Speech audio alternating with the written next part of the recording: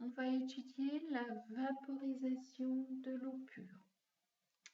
On va donc chercher à savoir comment évolue la température au cours de la vaporisation de l'eau pure. Je rappelle que la vaporisation, c'est le passage de l'état liquide à gazeux. L'eau pure, c'est de l'eau sans minéraux. Pour étudier donc cette vaporisation, je vais utiliser un chauffe-ballon. C'est comme une plaque chauffante. Je vais utiliser un ballon qui contient de l'eau pure. Pour regarder comment évolue la température en fonction du temps, j'ai donc besoin d'un thermomètre qui va nous indiquer la température et utiliser un chronomètre pour avoir en fonction du temps. Les résultats se mettent dans un tableau. Voici notre tableau. Vous voyez que la première ligne correspond au temps et on indique l'unité qui est la minute entre parenthèses. Le temps, c'est un petit t minuscule. On va regarder la température au temps 0, 1 minute, 2 minutes, 3 minutes, 4 minutes, 5 minutes, etc. jusqu'à 10 minutes. Le thermomètre va nous indiquer la température. La température, vous voyez qu'elle est notée θ et que l'unité de température, c'est le degré Celsius. On l'indique entre parenthèses. Attention, on a souvent tendance à dire, eh bien là, aujourd'hui, il fait 22 degrés dans ma maison. Non, on devrait dire 22 degrés Celsius. C'est bien degrés Celsius qui est l'unité de température. Dans la troisième ligne du tableau, on indique l'état. L'état, bien sûr, à 16 degrés tout au début de l'expérience, est liquide. Je vais donc mettre en route mon chronomètre. Toutes les minutes, il faudra donc que j'appuie sur le bouton. Il se peut qu'il y ait un petit décalage de ma part. C'est parti. Donc, on était parti au temps 0 à une température de 16 degrés Celsius qui est mentionnée là. C'est bien l'état liquide. On va donc voir quelle est la température au bout de 1 minute. Au bout de 1 minute, on a une température de 28,1 degrés. L'état est toujours liquide.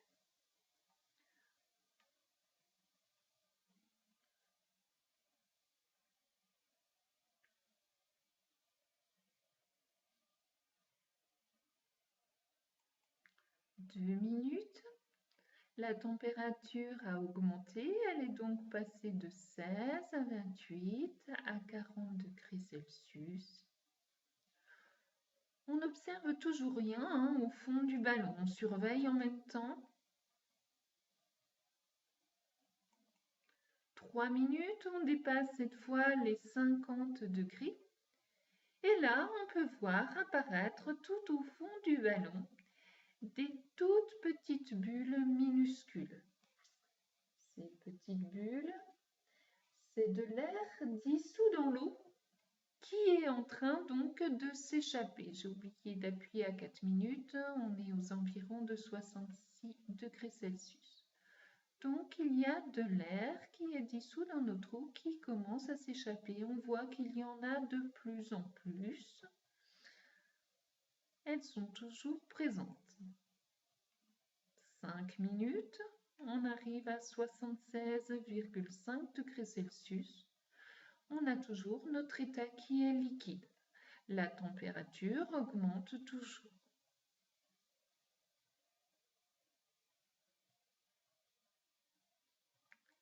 6 minutes, 88,5 degrés Celsius.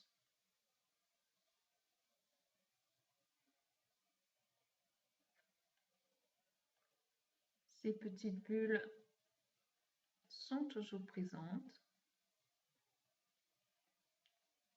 7 minutes, 97 degrés Celsius.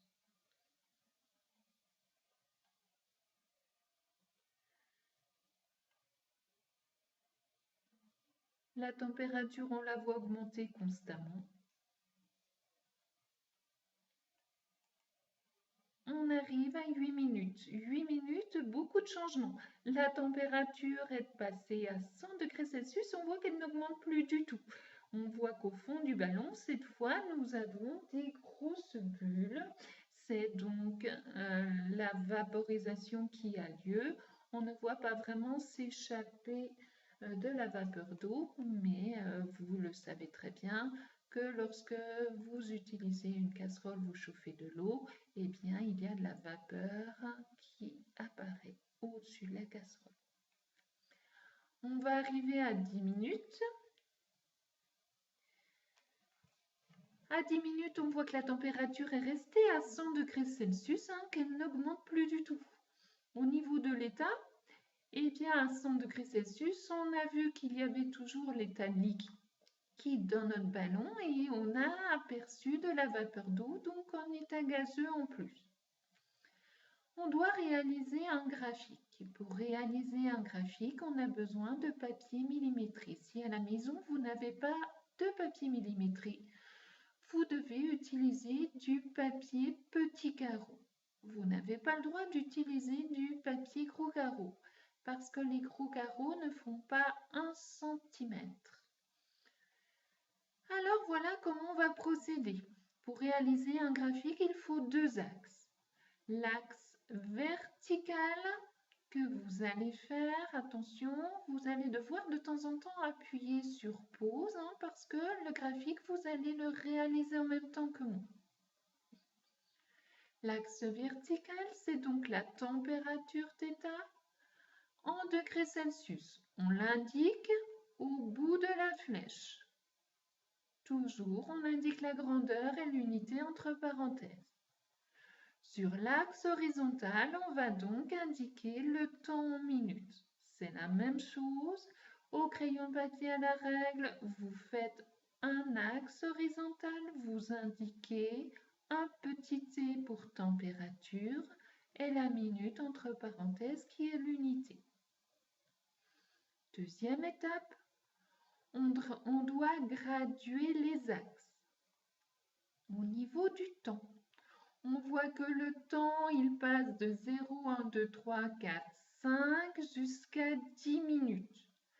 Vous devez, tous les centimètres, graduer l'axe des temps, donc de 0 à 10 minutes au moins, on dépasse, vous voyez que l'on va jusqu'à 14 minutes.